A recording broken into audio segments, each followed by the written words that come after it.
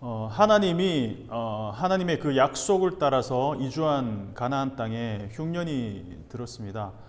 자료에 의하면 가나안 땅인 그 팔레스타인 지역은 항상 비가 부족했기 때문에 기근은 흔한 일이었습니다. 애굽 지역은 나일강이 있어서 하늘만 바라보지 않아도 되었지만 가나안은 사정이 좀 달랐죠. 아브람과 이삭과 야곱의 이야기에서 이 기근의 문제는 꼭 한 번씩 등장하고 있습니다. 그러니까 그때마다 아브람과 이삭과 야곱이 떠올린 최고의 선택지가 바로 애굽이었습니다. 약속의 땅은 가나안이었지만 사람이 살기에 적합한 땅은 애굽 땅이었다는 거죠. 그래도 그렇지 약속의 땅에 들어가서 하나님께 제단을 쌓은 내용이 9절까지 나오고 있는데 10절에서 곧바로 애굽으로 떠나는 장면이 나오는 것은 좀 그렇지 않나. 10절에서 기근이라는 단어 라브를 2번 반복해서 쓰고 있습니다. 처음에는 그냥 기근, 두 번째는 심각한 기근이라는 표현을 쓰고 있습니다. 아브라함이 이주하는 것을 약간은 정당화시켜 주는 그런 분위기죠. 왜? 굶어 죽을 수는 없으니까. 애굽에 있으면 그래도 굶어 죽지는 않겠다라는 생각 때문에 애굽으로 이주를 하게 됩니다. 아브라함이 애굽에 내려가는 도중에 아내에게 말을 합니다. 굶어 죽지 않기 위해서 애굽으로 가긴 하는데 또 다른 문제가 있다는 거예요. 근데 그 이유가 우리로서는 납득하기가 좀 어려운 이유입니다. 당신이 너무 아리따운 여인이라서 애굽 사람들이 나는 죽이고 그대는 살릴 거야. 그러니까 우리 남매지간이라고 속이자. 이때 대략 사례의 나이가 65세 정도라고 보는데 성경을 읽는 독자들이 가장 난처해하는 부분이 아닐까 싶습니다.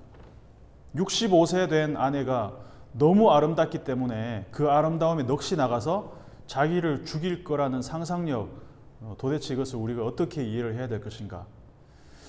근데 우리가 여기서 주의를 해야 되는 게 뭐냐면 지금 우리가 이해하는 기준의 아름다움을 그 시대에 적용할 필요는 없다는 겁니다. 우리는 주로 젊음과 뚜렷한 이목구비 아니면 피부 상태 이런 것들, 외적인 것들을 미의 기준으로 삼지만 고대 시대의 미의 기준은 우리와 달랐을 가능성이 좀 높겠죠. 지금 현재 우리가 미의 기준으로 삼는 것을 그 몇천 년 전에 고대 사회의 미의 기준과 같을 거라고 생각하고 성경을 해석하면 그건 일종의 문화 제국주의가 됩니다. 지금 현재 우리의 기준이 어떤 기준이 되어버려서 그 당시의 것들을 해석하면 그게 바로 문화 제국주의라는 것이죠. 아무리 그래도 65세 된 할머니인데 아브라함의 생각이 전혀 이 뇌피셜이 아니었다는 것이 그 다음 장면에 나옵니다. 그러니까 망상이 아니었다는 게 그 다음 장면에 나옵니다. 아브라함의 예언이 적중했습니다. 심지어 아브라함은 사레가 아리따운 여인이라고 했는데 애굽 사람들의 눈에는 심히 아름다운 모습이었다는 사실이죠. 바로의 고관들까지 보더니 바로에게 가서 그 미모에 대해서 칭찬을 했습니다. 이건 약간 좀 위험한 행위인데요. 왕에게 소개할 여자인데 65세야. 그리고 아무리 65세 미모가 뛰어나다 할지라도 이 할머니를 데리고 왕에게 간다. 정말 미치도록 아름다운 게 아니면 정말 위험한 일이죠. 그러니까 일이 점점 커지고 있습니다. 사레는 바로의 궁으로 들어갔고 아브라함은 그에 대한 대가로 가축들과 노비까지 얻었습니다. 이 배고픔의 문제, 기근 때문에 애굽에 내려갔는데 아내를 뺏길 위험에 처했다는 것이죠. 아브라함의 입장에서는 아브라함의 행동에 대해서 다양한 학자들의 견해가 있습니다. 아브라함의 입장에서 아브라함을 대변하는 학자들의 어떤 생각들이 있고 그리고 오히려 아브라함의 그 가부장적인 모습에 대해서 비판적으로 평가하는 해석가들도 있습니다. 어떻게 해석을 하든지 간에 우리는 성경이 그에 대해서 뭐라고 해석하는지에 먼저 귀를 기울여야 된다는 거죠. 아브라함을 옹호하든지 아브라함을 비판하든지 그거는 그 다음의 문제고 성경이 아브라함의 이 행동에 대해서 어떤 해석을 내리고 있나, 어떤 평가를 내리고 있나. 근데 정말 성경에서는 아브라함의 행동에 대해서 잘했다, 잘못했다 아무런 어떤 평가가 나오지 않는다는 거예요. 이 이야기에서 나레이터가 사건 자체만 기록했어요. 아브라함에 대해서 어떤 도덕적 평가도 내리지 않습니다. 아브라함이 거짓말을 꾸며서 거짓말을 했다는 것, 이거 윤리적 입장에서 보는 것이 이 이야기의 논점이 아니라는 것이죠. 17절을 보면 17절에서 마침내 침묵하던 하나님이 등장을 하십니다. 딱 한 번 등장하는 게 17절입니다. 근데 만약에 하나님이 아브라함의 행동을 꾸짖을 목적이었다면 나타나자마자 아브라함에게 징계를 내리셨어야 돼요. 그죠? 근데 하나님은 아브라함과 사레의 일로 누구에게 징계를 내립니까? 바로와 그 집에 재앙을 내리셨어요. 그것도 큰 재앙을 내리고 있다고 얘기하고 있습니다. 17절의 원어에서 재앙이라는 표현을 2번 반복했습니다. 재앙을 내리는데 하나님이 큰 재앙을 내린다는 내용입니다. 근데 이 재앙을 당하는 바로의 입장에서는 억울하지 않겠습니까, 여러분? 아브라함이 바로보다 나은 행동을 한 것은 단 하나도 없습니다. 아브라함을 향해서 한마디 질책도 없이 하나님이 바로의 집에 큰 재앙을 내리는 모습을 보면서 이걸 우리는 어떻게 이해를 해야 될까? 이것이 정의와 공평의 하나님의 모습인가? 아무리 자기가 선택해서 아브라함을 불러냈다고 하지만 너무 편파적인 거 아닌가? 바로의 말을 들어보면 그 심정이 충분히 이해가 갑니다. 일반적으로 우리가 느끼는 그 감정을 바로가 느끼고 있다는 것이죠. 18절, 19절에서 어찌하여 바로가 아브라함을 불러서 네가 어찌하여 나에게 이렇게 행하였느냐? 네가 어찌하여 그를 네 아내라고 내게 말하지 아니하였느냐? 네가 어찌 그를 누이라 하여 내가 그를 데려다가 아내를 삼게 하였느냐? 3번씩이나 어찌하여, 도대체 왜? 아브라함에 대해 따지고 있습니다. 바로의 깊은 이 빡침, 신학 전문 용어로 이걸 딥박이라고 합니다. 깊은 빡침이 느껴집니다. 도대체 나한테 왜 이러는 거냐?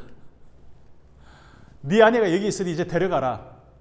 마침내 아브라함과 아내 모든 소유도 바로의 집에서 나오게 되었습니다.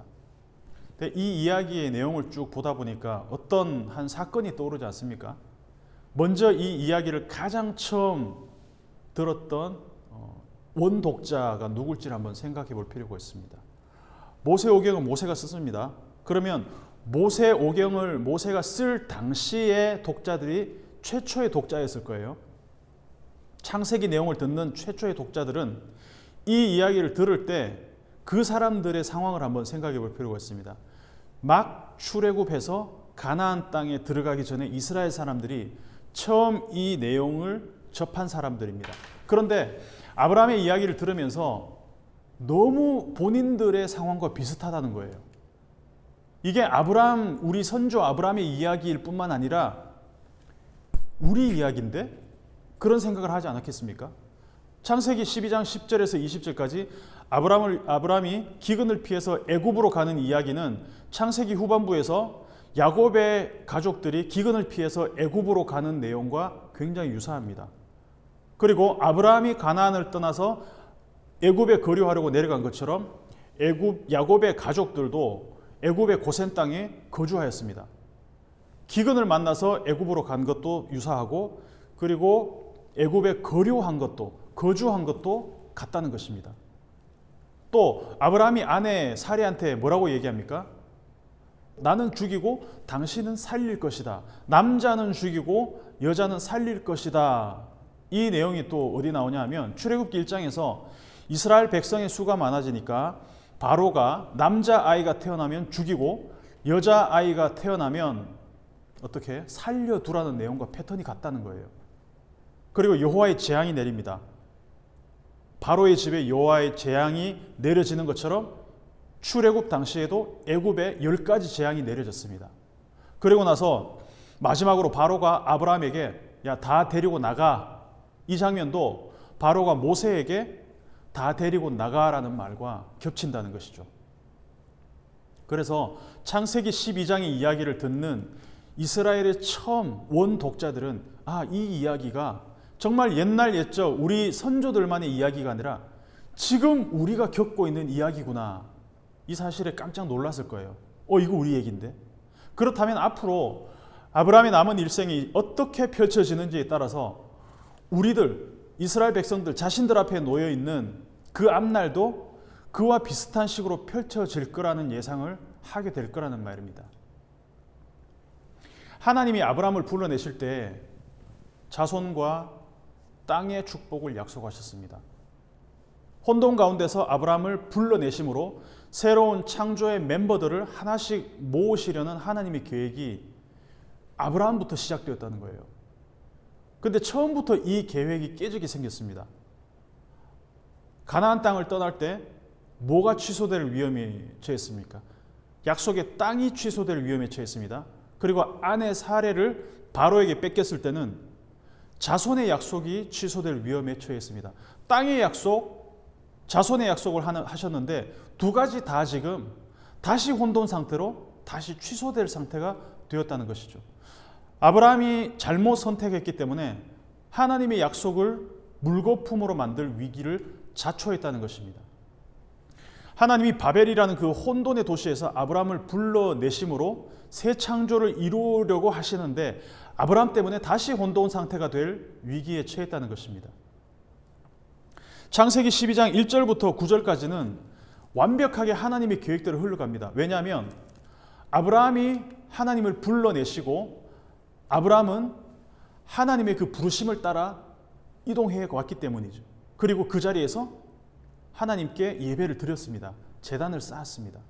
근데 10절부터는 이 잘 올라가던 롤러코스터가 갑자기 곤두박질 치기 시작했습니다. 아브라함은 아내를 잃고 나서 혼자 될 위기에 처했고 하나님의 언약도 취소될 위기에 처했을 때 하나님이 17절에 극적으로 개입을 하십니다. 딱 한 절 나옵니다. 우리는 이 이야기가 아브라함의 선택과 그 결정에 좌우되어 흘러가지 않는다는 것을 보고 있습니다. 이 이야기를 쭉 흘러가게 하는 것은 아브라함의 선택과 결정이 아니고 바로의 결정도 아니고 아브라함의 그 선택에도 불구하고 하나님이 처음에 하셨던 땅과 자손의 약속을 이루기 위해서 하나님은 상황을 단번에 뒤집으셨다는 거예요. 그러니까 하나님은 이야기의 흐름을 한 번에 뒤집어 놓으세요. 오늘 이야기에서 초점은 그래서 아브라함이 아니고 바로도 아니고 사레의 이야기도 아닙니다. 하나님께 맞춰줘야 된다는 것이죠. 10절부터 20절까지 하나님은 딱 한 번 등장하셔서 행동하지만 그 행동은 모든 잘못된 선택들을 단번에 바로잡아 버립니다. 그래서 우리는 아브라함이 어떤 선택을 할 것인지 지켜볼 것이 아니라 아브라함이 어떤 선택, 어떤 결정을 하든지 하나님은 신실하게 자기 약속을 이루어 가시는 장면들을 만나게 됩니다. 아브라함의 그 뒤에 나오는 모든 이야기에서도 마찬가지입니다. 아브라함의 이야기뿐만 아니라 이삭과 야곱과 요셉과 모세와 그리고 예수님의 이야기까지 모든 이야기가 마찬가지입니다. 우리 인생은 아날로그죠. 얼마 전 TV에서 어떤 작가가 하는 이야기를 들었는데 폴 맥카트니의 사진을 찍는 작가라고 합니다. 옛날에는 아날로그 필름이었기 때문에 한번 찍으면 사진을 어떻게 다시 현상하는 수밖에 없습니다. 다시 보정하거나 뭐 어떻게 돌이킬 방법이 없습니다. 근데 디지털 시대가 된 이후로는 마음에 들지 않으면 색깔을 바꾸거나 아니면 뭐 배경을 바꾸거나 인물의 어떤 그런 뭐 색 감도를 조금 터치를 다시 해서 다르게 하거나 이런 식으로 보정을 할 수가 있다는 거죠. 근데 우리 인생은 디지털이 아니라는 거예요. 한 번 내린 결정은 필름 카메라처럼 되돌릴 수가 없어요. 한 번 내뱉은 말은 주워 담을 수가 없어요. 아브라함이 한 번 선택한 결정은 다시 되돌릴 수가 없다라는 것입니다. 아브라함은 아내를 바로에게 뺏긴 후에 내가 왜 그 선택을 했을까? 내가 왜 그 땅을 떠났을까? 그렇게 곧바로 내가 왜 그랬지? 내가 애굽으로 내려가지만 않았더라면, 내가 아내를 누이라고 속이지만 않았더라면. 근데 아차 싶었을 때는 물이 이미 엎어진 상태였습니다. 근데 하나님이 개입하셔서 우리가 상상하지도 못할 방법으로 모든 것을 한 번에 되돌려 놓으셨어요. 아브라함 인생 전체에서 후회할 선택이 얼마나 많았겠습니까? 이삭도 마찬가지고 야곱은 말할 것도 없습니다. 그때마다 자괴감이 들고 후회가 밀려오고 언약에 대한 기억도 희미해져 갔을지도 모릅니다. 그런데 정말 놀랍게도 하나님은 그들이 그리고 우리가 저지른 실수, 잘못된 선택, 바르지 못한 방향으로 흘러갈 때 하나님의 방법으로 선을 이루어 가신다는 거예요. 요셉이 애굽에 팔려갔을 때도 하나님은 상상을 뛰어넘는 방법으로 요셉과 그 가족들을 구원하십니다. 창세기 마지막에 이제 야곱이 죽고 난 다음에 요셉이 형들한테 하는 고백을 알고 있잖아요. 당신들은 나를 해하려 하였으나 하나님은 그것을 선으로 바꾸사 오늘과 같이 많은 백성의 생명을 구원하게 하시려 하셨나니. 창세기 50장 20절에 나옵니다. 저는 개인적으로 올해만큼 주변 상황 때문에 저의 감정 그래프가 이렇게 정말 롤러코스터처럼 요동친 적이 있나 싶을 정도로 힘든 한 해를 보내고 있습니다. 몸이 힘들어서가 아니라 제 마음이 너무 힘든 한 해를 보내고 있습니다. 지금도 그렇습니다. 진행형입니다. 지금이 2021년 12월인데 아브라함에게는 기근이라는 재앙이 있었고 또 반대로 바로에게는 하나님이 내린 재앙이 있었어요. 아브라함에게도 재앙이 있었고 바로에게도 재앙이 있었고 지금 우리는 코로나19라는 어떻게 보면 재앙을 겪고 있습니다. 큰 인류의 재앙입니다. 큰 재앙입니다. 언제 끝날지 모릅니다. 그래서 더 암울합니다. 모든 게 혼돈 상태로 되돌아간 것 같아요. 창조 이전의 상태로 되돌아간 것 같아요. 그 창조 이전의 혼돈과 공허 상태, 바벨탑이 건축되고 있는 그 현장의 혼돈 상태처럼, 홍수 심판이 이루어지는 그 혼돈 상태처럼 온 세계가 패닉에 빠졌고 공동체적인 무력감을 느끼고 있습니다. 우리 지구에 살고 있는 우리 인류가 이루어놓은 이 과학으로도 기껏해야 백신 만드는 것 외에는 이 코로나를 어떻게 할 수 있는 방법이 없다는 것. 우리가 공동체적인 무력감을 온 인류가 지금 느끼고 있다는 것입니다. 지금 소상공인을 비롯한 많은 사람들이 경제적으로 파탄이 났습니다. 저는 솔직히 이 현실에서 어떤 희망이 있을까 싶습니다. 내년에 2022년에 더 나은 미래가 우리를 기다리고 있을까? 잘 모르겠습니다. 저는 이 말씀을 준비하면서도 이 재앙과 같은 일이 끝나지 않을 수도 있겠다라는 생각이 들었습니다. 결론이 나지 않았습니다. 말씀을 묵상하고 설교를 준비하면서 그래, 내가 새롭게 다시 마음을 다잡고 이렇게 해야지, 이렇게 되지도 않았습니다. 여전히 제 마음도 지금 갈피를 못 잡고 있는 상태입니다. 부족하지만 그 고백을 하고 싶습니다. 그러면 재앙을 허락하시는 분이 하나님이시라면 이 재앙을 단번에 끝낼 수 있는 분도 하나님이 아니실까? 바로에게 큰 재앙을 내리셨던 분이 하나님이시라면 그 재앙을 단번에 멈추게 하시는 분도 하나님이시라는 것이죠. 근데 인류가 조금 더 도덕적인 모습으로 바뀐다면 하나님이 재앙을 거두실까요? 사람들이 조금 더 선해진다면 하나님은 재앙을 거두실까요? 그렇다면 하나님은 바로에게 재앙을 내리지 말으셨어야 돼요. 바로가 어떤 도덕적이지 못한 일을 해서 재앙을 내리신 게 아니라는 걸 우리는 보잖아요. 그건 확실히 아닙니다. 누가 봐도 아브라함보다 바로가 더 도덕적인 인물입니다. 그렇다면 우리가 이 12장 10절에서 20절까지 읽은 말씀에 의하면 바로에게 주어진 그 재앙의 이유는 분명합니다. 하나님의 그 새 창조의 그 언약을 이루시려는 하나님의 목적 때문입니다.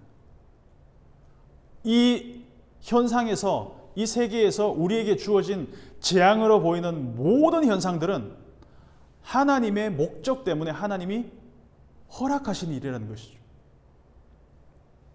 바로가 재앙을 받을 정도로 나쁜 놈이라서가 아니라 그 방법이 바로의 손에서 사례를 벗어나게 할 가장 빠르고 효과적인 하나님의 방법이었을지도 모른다는 것입니다. 그렇다면 우리가 기대해 볼 만한 것이 하나가 있습니다. 하나님은 아브라함과 하신 그 언약을 지금도 이루기를 원하신다는 것이죠. 특별히 우리가 시작한 이 모임을 통해서도 저는 이루기를 원하신다고 확신합니다. 지금은 비록 이 영상을 찍는 사람과 반주를 하는 사람과 설교하는 사람 셋밖에 없습니다. 되게 많은 것 같지만 셋밖에 없습니다. 특별히 우리가 시작한 이 모임을 통해서 하나님은 무언가를 이루려고 하실까? 저는 기대가 됩니다. 물론 두렵고 떨림도 있습니다. 아직까지는 잘 보이지 않습니다. 단지 우리가 볼 수 있는 눈이 열리기를 하나님이 기다리시는지도 모르겠습니다. 이 땅에서 일어나는 이해가 되지 않는 일들, 그 가운데서 하나님이 차근차근 이루어가시는 언약의 그 스텝들, 한 스텝 한 스텝씩 이루어가시는 것들. 우리가 사는 세계는 지금도 나의 성을 쌓고 돈으로 우리의 탑을 쌓아가는데 여념이 없습니다. 인류가 발전시킨 그 과학의 성과물들로 우리는 하나님이 없는 세계를 거의 만들어 가고 있었습니다. 근데 그 시점에서 코로나19라는 재앙이 딱 떨어졌습니다. 그리고 우리의 과학, 우리의 의학, 인류가 발달시킨 모든 어떤 초첨단 문명이 아무런 쓸모가 없는 상황을 딱 직면해 버렸습니다. 어쩌면 하나님 없이 완벽한 세상을 조금씩 만들어 가고 있는 그 바벨탑 현장과 같이 우리가 하나씩 벽돌을 쌓아가고 있을 때 하나님이 내려오셔서 바벨탑 건설을 잠시 중단시킨 것처럼 하나님은 이 인류의 건설을 잠시 중단시킬 목적으로 바이러스를 이 땅에 허락하셨는지도 모르겠습니다. 지금은 바벨탑을 쌓던 창세기 11장과는 시대가 다릅니다. 의사소통이 언어가 달라도 의사소통에 문제가 없습니다. 인류가 스스로의 힘으로 문제를 해결하지 못하는 것이 어쩌면 근대 사회 이후에 처음 맞닥뜨린 일인지도 모르겠습니다. 왜 생겼는지는 알지만 해결할 대책이 없습니다. 에덴에서 아담을 내쫓으신 하나님은 애굽 땅에서도 아브라함을 내쫓으셨습니다. 이유는 간단합니다.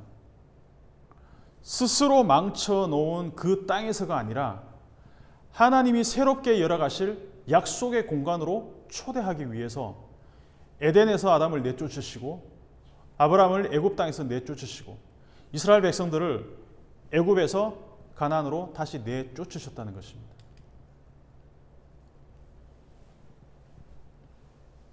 내어 쫓김이 저주가 아니라 새로운 약속을 향한 새로운 기회가 된다는 얘기입니다. 과연 우리 앞에 어떤 땅이, 어떤 일들이, 어떤 기회가 다가올까? 저는 확신하는 것은 하나님이 불러내셔서 지금 이 자리에 있다라고 생각을 하고 있습니다. 그리고 이 코로나19를 통해서도 하나님의 약속을 믿는 사람들이 이 땅 밖으로 나오기를 원하신다고 믿습니다. 그래서 하나님의 방식으로 새롭게 만들어갈 그 새 창조의 무대로 우리를 초대하시고 있다고 확신합니다. 물론 저부터도 그 스텝을 내딛기가 너무 힘듭니다. 솔직히. 왜냐하면 한 치 앞도 보이지 않기 때문입니다. 제가 이 공간을 얻어서 비즈니스적인 이윤을 얻고 그와 동시에 예배할 수 있는 공간을 가지기 위해서 이 공간을 처음 얻었을 때 그 목적대로 이윤을 남기지 못할 때 되게 답답하고 분노했습니다. 이렇게 자영업자들을 벼랑 끝으로 몰아간 정부가 원망스럽고 또 어떻게 할 수 없는 나 자신에게도 분노가 치밀었습니다. 그런데 어쩌면 하나님은 이 기회를 통해서 이 공간을 통해서 내가 생각했던 것보다 훨씬 더 뜻밖의 일들을 준비하고 있을지도 모른다는 생각이 들고 있습니다.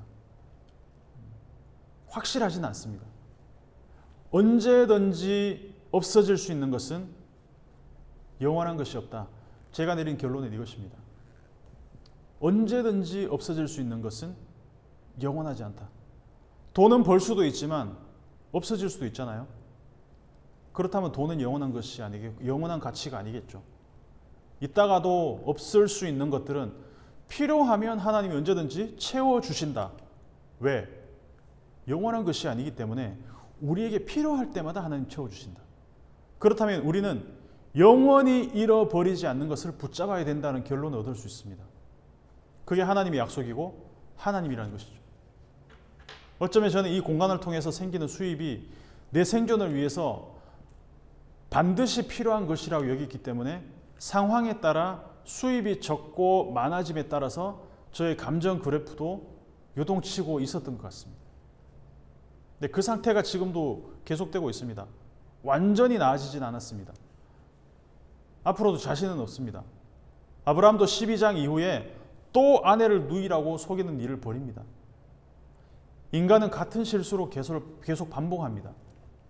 그러지 않아야지라고 생각하지만 계속 우리는 현상의 두려움 앞에서 자꾸 위축되는 모습을 보입니다. 그럼에도 불구하고 하나님은 신실하십니다. 그것이 우리의 유일한 소망이 되기를 바라신다는 것입니다.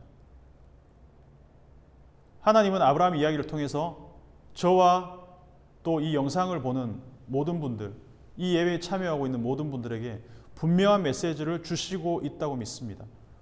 무엇을 붙잡아야 할 것인가? 하나님이 시작하실 새 창조의 그림을 그리기 원하신다면 부수적인 것들은 반드시 필요에 따라서 채워주실 것이다.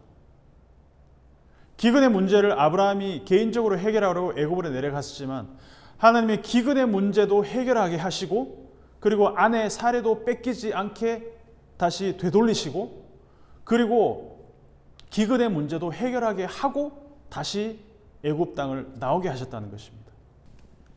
저는 저와 여러분이 이 새 창조의 부르심에 응답해서 함께 걸어갔으면 좋겠습니다.